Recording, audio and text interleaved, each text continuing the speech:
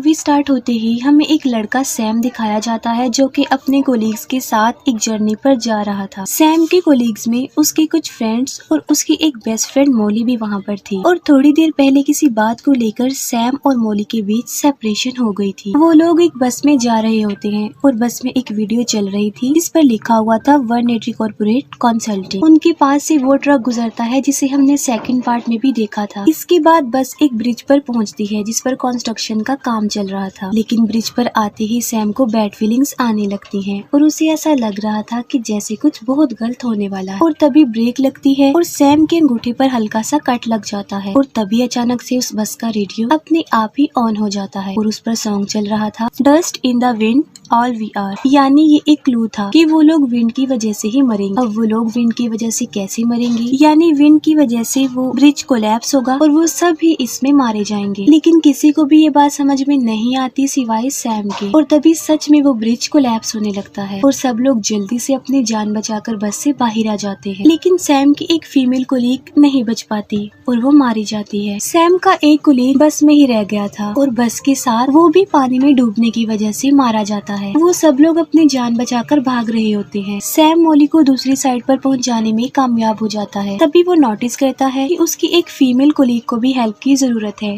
और वो उसकी हेल्प करता है। लेकिन उस फीमेल कोलीग को ग्लासेस के बगैर ठीक से नजर नहीं आ रहा था और वो ब्रिज से पानी में गिर जाती है, लेकिन अभी भी वो जिंदा होती है। और तभी एक कार उसके ऊपर आकर गिरती है जिससे वो फौरन मारी जाती है। तब उनका बॉस और नेथन भी भाग रहे होते हैं। तभी एक वायर नेथन को उड़ाकर अपने साथ ही ले जाती है और उनका बॉस एक ब्रिज से लटका हुआ था, लेकिन तभी उसके ऊपर कोल टार गिरता है और वो भी मारा जाता है। एक ही लम्हे में वो पूरा ब्रिज डिस्ट्रॉय हो गया था। सैम और पीटर एक रेलिंग पर लटके हुए थे और ऊपर चढ़ने की कोशिश कर रहे। तभी एक ट्रक ब्रिज के बिल्कुल कॉर्नर पर आ जाता है और उसमें से बहुत सारे सरिये निकल कर पीटर के आर पार हो जाते। सैम जो कि अभी जिंदा था और ऊपर चढ़ रहा होता है, लेकिन यहाँ पर वो भी नहीं बच पाता और एक बहुत बुरे तरीके से उसकी मौत हो जाती है। और तभी सैम की आंख खुल जाती है और वो काफी शॉक्ड हो जाता है और काफी डरा हुआ होता है कि आखिर ये उसने क्या देख लिया है। और तभी ब्रेक लगती है और उसके अंगूठे पर कट लग जाता है और तभी अचानक से बस का रेडियो सच में ऑन हो जाता है और उस पर सेम सॉन्ग ही लगा हुआ था। अब तक उसे रियलाइज हो चुका था कि उसने फ्यूचर देख लिया है, जिसकी वजह से वो काफी घबरा जाता है और चिल्लाने लगता है कि ये ब्रिज टूटने वाला है, लेकिन कोई भी उसकी बात पर बिलीव करने को तैयार नहीं था। तब सैम अपनी बेस्ट फ्रेंड मोली को लेकर बस से नीचे उतर जाता है और उसके साथ सब लोगों को उतरना पड़ता है। और जैसे ही वो बस से उतरते हैं सैम की कही हुई बात सच हो जाती है, यानी वो ब्रिज टूटने लगता है। लेकिन सैम की वजह से वो सब लोग सेफ हो गए थे और वो लोग अपनी आंखों से उस ब्रिज को कोलैप्स होता देख रहे थे। उन सब लोगों को सैम से डर लग रहा था और उनके जहन में बहुत सारे सवाल उठ रहे क्योंकि उसने फ्यूचर जो बता दिया था और इसीलिए एक एजेंट सैम को इन्वेस्टिगेशन के लिए ले जाता है और उसे सैम पर पूरा डाउट था कि सैम कोई टेररिस्ट है। लेकिन उसके पास सैम के खिलाफ कोई सबूत नहीं था तो वो कुछ भी नहीं कर सकता था और ब्रिज के कोलैप्स होने की रीजन हाई विंड ही बताई जाती है। अब क्योंकि इसमें सैम का कोई कसूर नहीं था तो उसे छोड़ दिया जाता है। वो लोग बाकी वर्कर्स के मेमोरियल पर जाते हैं और वहाँ पर उन्हें विलियम मिलता है और वो उन लोगों को कहता है कि डेथ को चीटिंग करना बिल्कुल भी पसंद नहीं है। सैम एक शेफ भी था और जिस रेस्टोरेंट में वो काम करता था उस ब्रांच को एक पेरिस वाली ब्रांच में शिफ्ट करने का कह रहे थे। और सैम और मोली की सेपरेशन भी इसी वजह से हुई थी क्योंकि मोली नहीं चाहती थी कि सैम पेरिस जाए। दूसरी तरफ पीटर की फ्रेंड अपनी डेली जिम प्रैक्टिस कर रही और पीटर ऑडियंस में बैठा हुआ उसे देख रहा था। पीटर की फ्रेंड अपने इस प्रैक्टिस को किसी गेम की तरह ही एंजॉय करती थी और काफी अरसे से वो ये प्रैक्टिस करती भी आ रही थी। प्रैक्टिस के दौरान चेन रिएक्शन लेते हुए वो लड़की ऊपर से काफी जोर से नीचे गिरती है जिससे उसकी स्पाइन टूट जाती है और बहुत ही बुरे तरीके से उसकी मौत हो जाती है। ये सब कुछ पीटर की आंखों के सामने हो रहा था जिसकी वजह से वो शॉक्ड हो जाता है। नेक्स्ट डे वो सब ऑफिस में होते हैं लेकिन अपनी कोलीग की डेथ की वजह से वो काम नहीं कर रहे थे। पीटर जो कि अपने ऑफिस में होता है और काफी सैड होता है अपनी फ्रेंड की डेथ की वजह से। वो सब लोग ड्रिंक कर रहे थे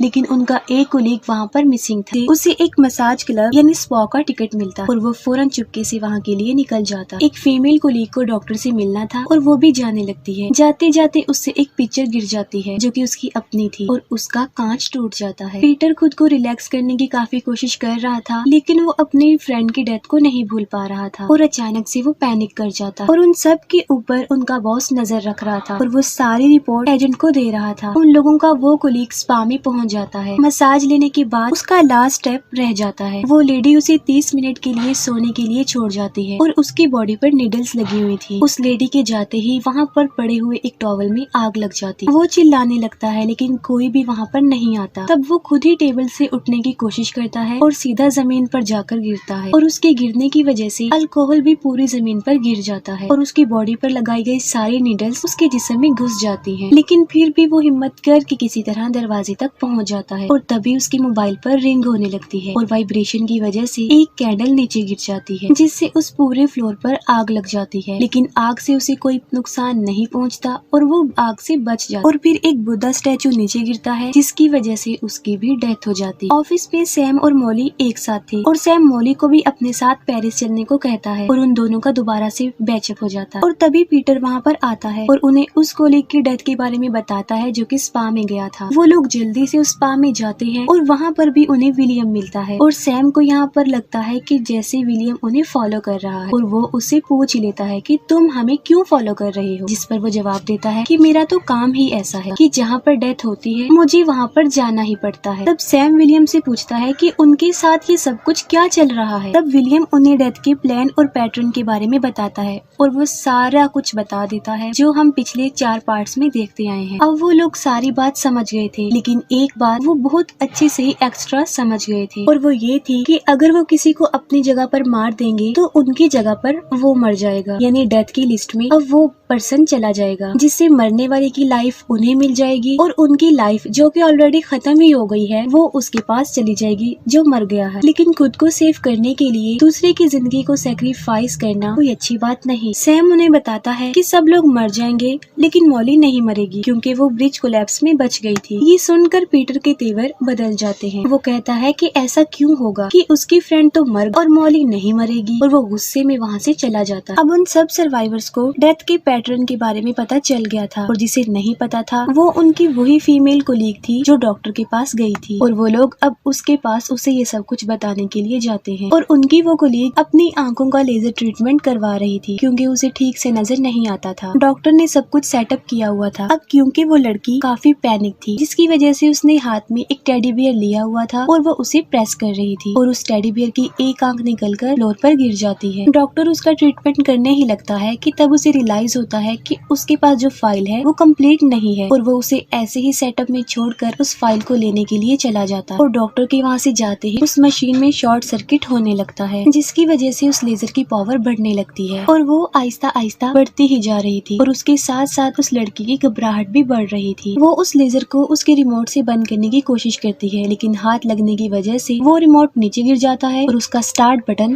प्रेस हो जाता है जिस पर लेजर अपना काम करने लगती है और उस लड़की की एक आंख को जला देती है। एक आंख के बाद जब वो दूसरी पर जाने लगती है तब ओलिविया हाथ आगे करके अपनी दूसरी आंख को सेव कर लेती है लेकिन इससे पहले कि वो उसे पूरी तरह जला दे वो जल्दी से उस मशीन पर से उतर जाती है और इतनी ही देर में सैम और मॉली भी वहाँ पर आ जाते हैं। लेकिन उनके आगे बढ़ने से पहले ही उस लड़की का सैंडल उस टेडी बियर की आंख पर आता है। वो विंडो से निकलकर सीधा एक कार पर जाकर गिरती है और मर जाती है और उसकी एक आंख भी बाहर आ जाती है जो कि काफी दर्दनाक है। तब एक बार फिर से वहाँ पर एजेंट आ जाता है और वो सैम से क्वेश्चंस करने लगता है। तब सैम उसे डेथ की सारी रियलिटी बता देता है जिस पर ऑब्वियसली कोई भी यकीन नहीं कर सकता था। अब उस लड़की की डेथ की बात जिसकी बारी थी वो था नेथन और वो दोबारा अपने काम पर होता है और वहाँ पर एक दूसरे वर्कर से उसका झगड़ा हो जाता है। नेथन को पता चल चुका था कि उसके ऊपर एक हुक गिरेगा जिसकी वजह से वो मारा जाएगा और यहाँ पर उसके जहन में डेथ को चीट करने वाला आइडिया आता है और वो उस वर्कर को उस हुक के नीचे धकेल देता है जिससे वो मारा जाता है और किसी को शक भी नहीं होता बल्कि वो एक एक्सीडेंट ही लग रहा था। पीटर अपने बॉस को भी डेथ की रियलिटी के बारे में बता देता है क्योंकि आखिर वो भी एक सर्वाइवर था लेकिन उसका बॉस उसकी बातों पर बिलीव तो नहीं करता लेकिन वो सब कुछ उस एजेंट को बता देता है। वो सब लोग नेथन के पास जाते हैं जो अभी भी वहीं था जहाँ पर डेथ हुई थी। वहाँ पर पीटर नेथन से एक क्वेश्चन पूछता है कि क्या ये वाकई एक एक्सीडेंट था या फिर तुमने उसे मारा है ताकि तुम अपने डेथ को टाल सको। तब नेथन सच बोल देता है कि उसी ने ही उस वर्कर को मारा है। वो सोचते हैं कि अगर ये बात सच है तो अगली बारी उनके बॉस की है और तभी उनका बॉस भी वहाँ पर आ जाता है। उनके बॉस के वहाँ आते ही एक रेंच सीधा उनके बॉस के फेस पर ही घुस जाता है जिससे वो भी मारा जाता है। यहाँ पर उनकी थ्योरी बिल्कुल बिल्कुल सही साबित हो जाती है कि खुद को सेव करने के लिए किसी को सेक्रीफाइस किया जा सकता है। रात को सैम और मॉली डिनर पर होते हैं, लेकिन उन दोनों के अलावा वहाँ पर कोई और भी था और वो था वो एजेंट जो कि उन पर नजर रख रहा था। वो लोग डिनर कर रहे होते हैं कि तभी वहाँ पर पीटर आ जाता है जो अजीब सा रिएक्ट करता है क्योंकि अगला नंबर उसी का था और वो भी नेथन की तरह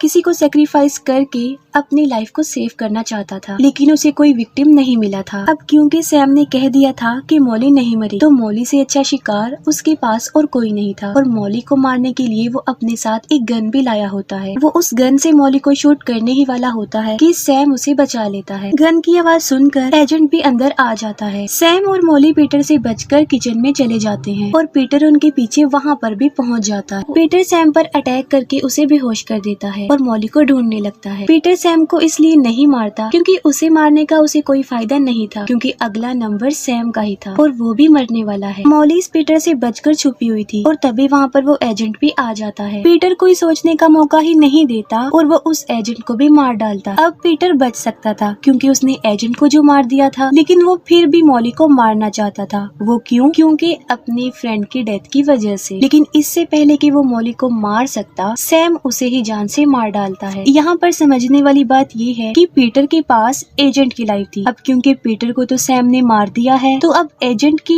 लाइफ ऑटोमेटिकली सैम के पास आ गई, यानी अब सैम भी नहीं मरेगा। वो दोनों बहुत खुश हो जाते हैं क्योंकि वो अब आराम से पेरिस में अपनी लाइफ को सरवाइव कर सकते हैं। 2 हफ्ते बाद वो पेरिस की फ्लाइट में बैठ जाते हैं। सैम नोटिस करता है कि उस प्लेन में 2 बॉयज लड़ रहे हैं और वो कोई और नहीं बल्कि वो एलेक्स और कार्टर थे। यहाँ ये बड़ा राज सामने आता है कि ये कहानी पार्ट 1 से भी पहले की है। बाद में प्लेन टेक ऑफ कर लेता है और सैम म्यूजिक सुन रहा था और तभी अचानक से प्लेन में वो सॉन्ग प्ले हो जाता है जो ब्रिज कोलैप्स के वक्त भी प्ले हो गया था, यानी dust in the wind all we are. अचानक सीट पर हाथ लगने से सैम के अंगूठे पर कट लग जाता और सैम बहुत बुरी तरह घबरा जाता। सैम को पता चल चुका था कि अब वो मरने वाले हैं। कुछ भी हो जाए इस बार वो नहीं बच पाएंगे, इस बार उनकी डेथ फाइनल है। अभी वो ये सब कुछ सोच ही रहा होता है कि तभी उसकी थिंकिंग सच हो जाती है और वो सचमुच ही मारा जाता है। अब यहाँ पर सवाल ये उठता है कि किसी को मारकर अगर नेथन बच सकता है तो सैम क्यों नहीं, क्योंकि उसने भी तो पीटर को मारा था जिसके पास किसी और की लाइफ थी। लेकिन हकीकत ये है कि उस एजेंट की लाइफ ही इतनी थी, इसीलिए सैम भी मर गया। फिर हमें नेथन दिखाया जाता है जो कि उसी फ्रेंड के मेमोरियल में था जिसे उसने मारा था। वहाँ पर एक वर्कर नेथन को बताता है कि इस वर्कर को ब्रेन ट्यूमर था, अगर ये ऐसे ना मरता तो इसने कुछ दिन बाद वैसे ही मर जाना था क्योंकि उसके पास जीने के लिए सिर्फ थोड़े ही दिन थे। अभी वो वर्कर बस यही कहता है कि फ्लाइट 180 का लैंडिंग गियर उसके ऊपर गिरता है और डेथ की मास्टर प्लान के साथ ये मूवी और ये सीरीज यहीं पर एंड हो जाती है।